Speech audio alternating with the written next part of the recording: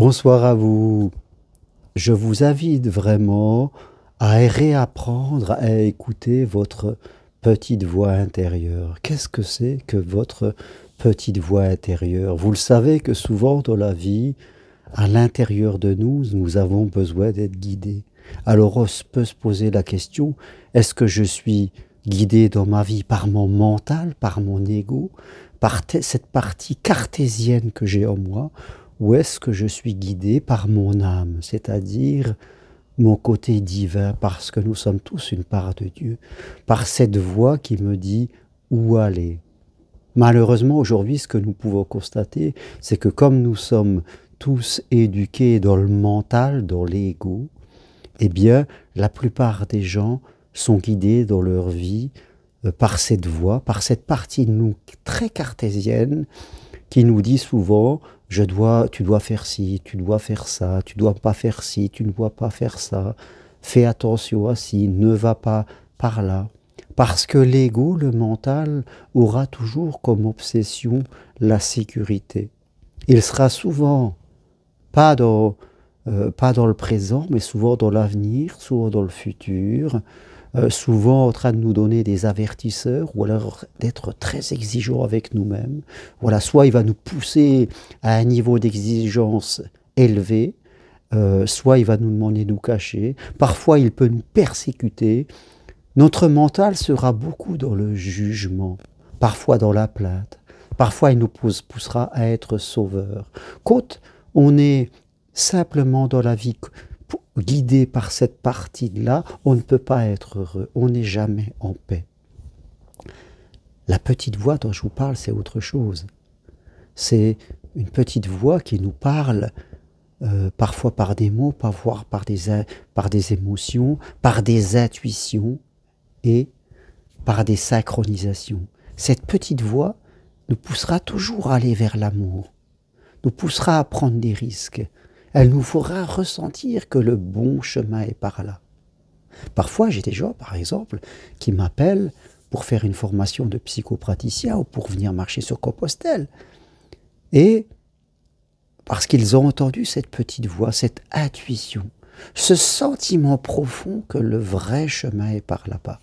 Alors ils appellent, ils prennent des renseignements, et après ils vous disent « je vais réfléchir ». Et là, le mental, l'autre partie dominante, reprend le dessus et commence à dire « mais t'en as pas besoin » ou « remets ça plus tard, une prochaine fois » ou « t'as pas le temps, t'as pas d'argent, fais attention à ci, fais attention, t'as peut-être pas les capacités ».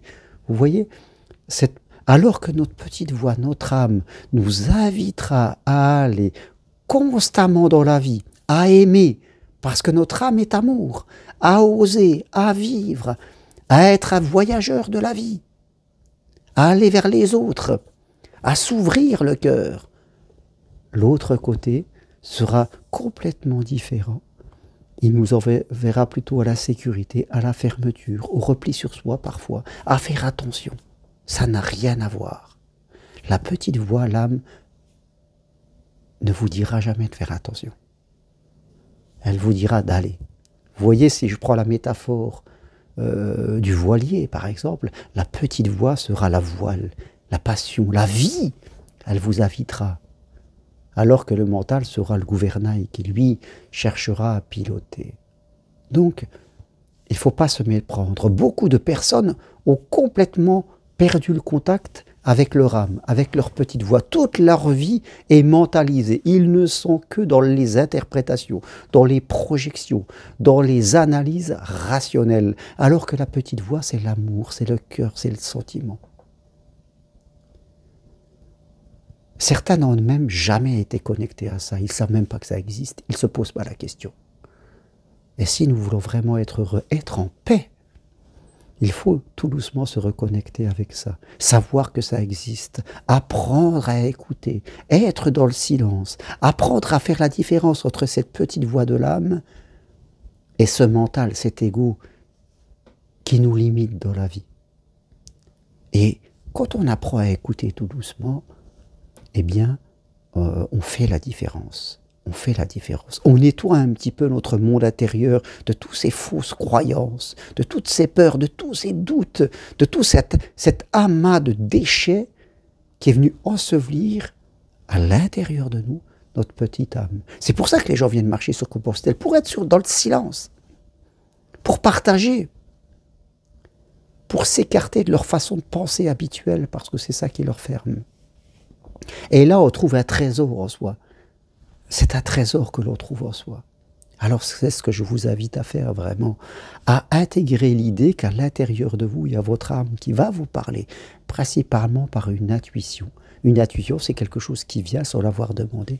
Ça peut venir pendant la journée, une idée, pendant que vous faites autre chose, pendant que vous faites vos courses, pendant que vous dormez. Ou des synchronisations. Voilà, intuition, synchronisation, ça passe. Voilà, ça va ensemble. À certains moments, on entend quelque chose, on croise quelqu'un. Ça nous montre un chemin. Ça n'a rien à voir avec le mental qui, lui, est comme un policier qui monte la garde. Et dont l'obsession, c'est la sécurité.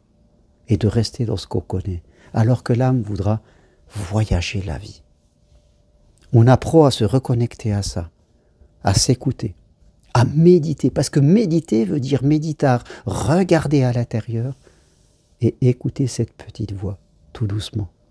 Comprendre que c'est là.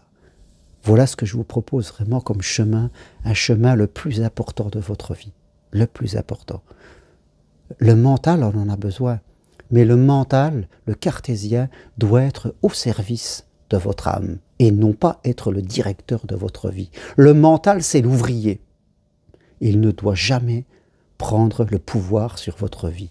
Votre vie, c'est votre âme, cette petite voix, votre divin ou.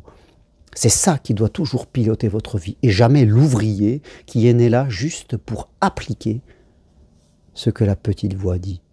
N'intervertissez pas les rôles, pardon, voilà.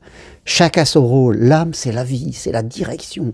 Le mental, c'est juste l'ouvrier, c'est le comptable, c'est le policier. Il joue son rôle, il a son rôle. Mais c'est juste un exécutant. Si vous avez compris ça, vous avez tout compris. Maintenant, il faut se reconnecter à ça. Et c'est pas en restant dans le brouhaha, c'est pas en l'ignorant que vous pourrez le faire. Si vous ne faites pas ce travail de reconnexion à cette petite voix, à cette âme en vous, vous êtes quelqu'un d'inconscient et vous passez à côté de votre vie. Voilà ce que je vous partageais ce soir. Je vous dis à très bientôt. Si vous voulez aller plus loin, eh bien prenez une consultation avec moi. C'est possible à distance, par Skype, WhatsApp, téléphone. Venez marcher sur le Compostelle. La prochaine marche fin juillet vers Rocamadour, adapté aux débutants. Un voyage incroyable si vous le sentez en vous. Et si vous voulez accompagner les autres, suivez ma formation 100% individuelle pour devenir psychopraticien au développement personnel et spirituel.